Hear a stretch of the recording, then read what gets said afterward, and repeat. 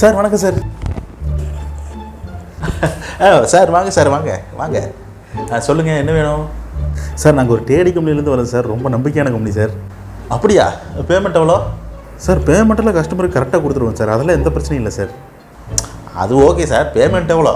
Sir நீங்கள் எவ்வளோ சொல்கிறீங்களோ அது கொடுத்துடலாம் சார். 30 செகண்டுக்கு 2 லட்ச ரூபா. 2 லட்சமா? 40 லட்சம் பேர் இருக்காங்க, ஆளுக்கு ஒரு ரூபா போட்டால் 40 லட்சம் வரும்.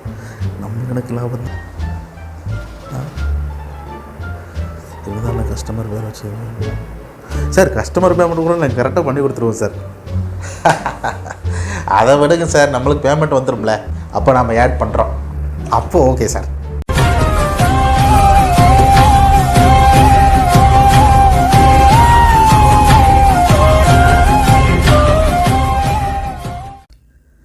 என்னோட சொந்தங்கள் எல்லாத்துக்கும் வணக்கங்க. அதாவது நம்ம பணம் சம்பாதிக்கணும் அப்படிங்கிறதுக்காக ஓடுன்னு ஓடிட்டு இருக்கிறோம். அப்படி ஓடுன்னு ஓடும்போது ஒருத்தன் தடுத்து நிப்பாட்டி, எப்பா பணம் மட்டும் வாழ்க்கை கிடையாது, பணத்தையும் தாண்டி ஒரு வாழ்க்கை இருக்குது, அதையும் கொஞ்சம் வாழ்ந்து பாருங்களே அப்படிம்பா. அப்படி அவங்ககிட்ட நம்ம ஒரே ஒரு விஷயந்தான் சொல்ல முடியும். பணத்தை தாண்டி என்னதான் வாழ்க்கை இருந்தாலும் பணம் இருந்தால் தான் அந்த வாழ்க்கையை தாண்ட முடியும் அப்படிங்கிற ஒரு சுச்சுவேஷன் தான் இங்கே எல்லா பக்கம் நிலவுது. அதனால் பணம் சம்பாதிக்கிறதுக்கு நிறைய பேர் நிறையா விதமாக ஓடிட்டுருக்கிறாங்க. ஒரு சில பேர் கடினமாக உழைப்பாங்க, அவங்களுக்கு கொஞ்சமாக தான் காசு கிடைக்கும். சில பேர் கொஞ்சமாக உழைப்பாங்க, அவங்களுக்கு நிறையா காசு கிடைக்கும். சில பேர் வேலையே செய்ய மாட்டாங்க, அவங்களுக்கு ரொம்ப நிறையா காசு கிடைக்கும். சில பேர் என்ன தான் கஷ்டப்பட்டு உழைச்சி வேலை செஞ்சு வேறு செஞ்சினாலும் அவங்களுக்கு ஒன்றுமே கிடைக்காது. இப்போ நம்ம இதை வச்சு இந்த வீடியோவில் நம்ம என்ன பார்க்க போகிறோம்னா, அமலா ஷாஜிங்கிறவங்க ஒருத்தவங்க வீட்டில் வந்து சும்மா வீடியோ பண்ணி போடுறாங்க. டிக்டாக்ல பயங்கரமாக ஃபேமஸ் ஆகிறாங்க, டிக்டாக் பேன் பண்ணுறாங்க, அதுக்கப்புறம் இன்ஸ்டாகிராம் வராங்க. அதே ஃபாலோவர்ஸ் அப்படியே இன்ஸ்டாகிராமுக்கு வராங்க. கிட்டத்தட்ட 40 லட்சம் பேர், 4 மில்லியன் பீப்புள்ஸ் இவங்களை ஃபாலோ பண்ணுறாங்க. இவங்க இது மூலிமா பணம் சம்பாதிக்க ஆசைப்பட்றாங்க. அப்படி இவங்க ஜவுளி கடை விளம்பரம், மேக்கப் விளம்பரம், இப்படி நிறைய விளம்பரம் பண்ணுறாங்க. அந்த மாதிரி விளம்பரங்கள் வந்து மக்களை அதிகமாக பாதிக்காது, அவங்களும் பண்ணிகிட்ருக்குறாங்க.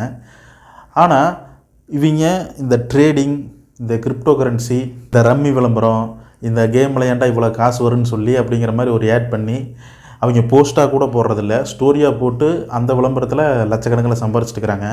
Hey all, if you want to earn 20 to 30k while sitting at home, go message my friend Ananya Forex.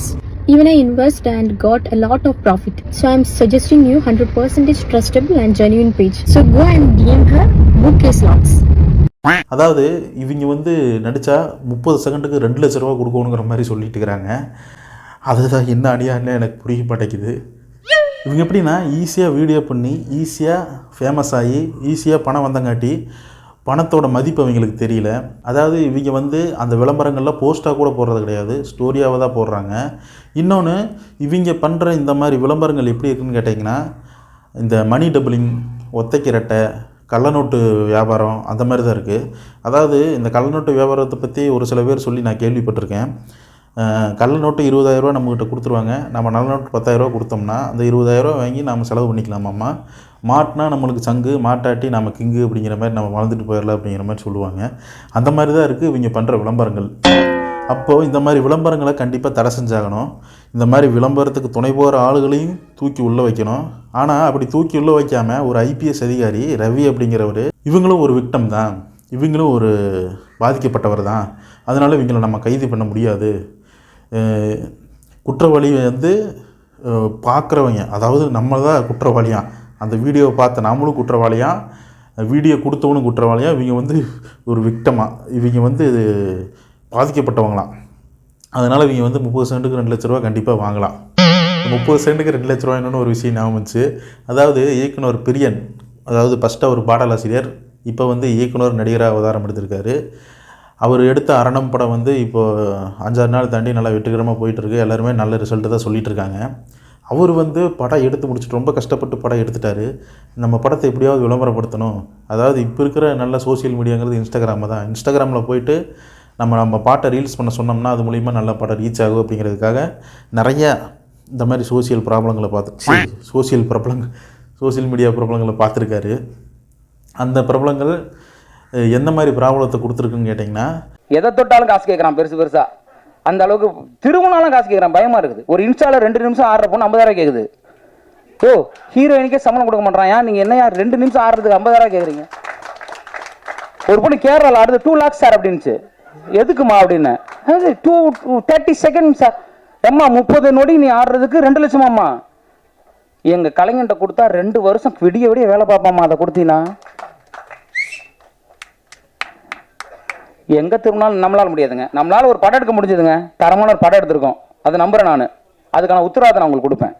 அவர் சொன்ன அந்த மாதிரி விஷயங்கள் வந்து ரொம்ப பெருமையாக இருந்துச்சு. உண்மையுமே அதுதான். நிறைய பேர் இங்கே கஷ்டப்பட்டு உழைச்சிட்டு இருக்கிறாங்க. சினிமாவுக்காக உயிரை கொடுத்து வேலை செய்கிறவங்களும் இருக்காங்க. அவங்களுக்கு சரியான சம்பளம் கிடைக்கிறதில்ல. ஆனால் இந்த மாதிரி ஈஸியாக ஃபேமஸ் ஆனங்காட்டி அவங்களுக்கு பணத்தோட அருமை தெரியல. அதனால தான் இவ்வளோ பெரிய அமௌண்ட் ஒரு 30 செகண்டுக்கு கேட்குறாங்க. அதாவது அமலா சாஜி விளம்பரம் பண்ணி அது மூலிமா இன்வெஸ்ட் பண்ணி பணத்தை போட்டு ஏமாந்தவங்க வழக்கறிஞர் விக்னேஷ் முத்துக்குமார் கிட்ட போயிருக்கிறாங்க. அவருமே இந்த மாதிரி வழக்குகள்லாம் எடுத்து அதை வீடியோ பண்ணி போடுற ஆள் தான்.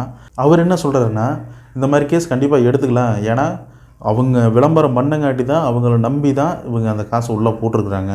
அதனால் கண்டிப்பாக இதுக்காக அவங்க பதில் சொல்லியே ஆகணும் அப்படிங்கிற மாதிரி அவர் சொல்கிறாரு. அது ஒரு நல்ல விஷயமா இருந்தது. ஆனால் அந்த ஐபிஎஸ் அதிகாரி ரவி அவர் பேசுனது தான் நம்மளுக்கு பிடிக்கவே இல்லை.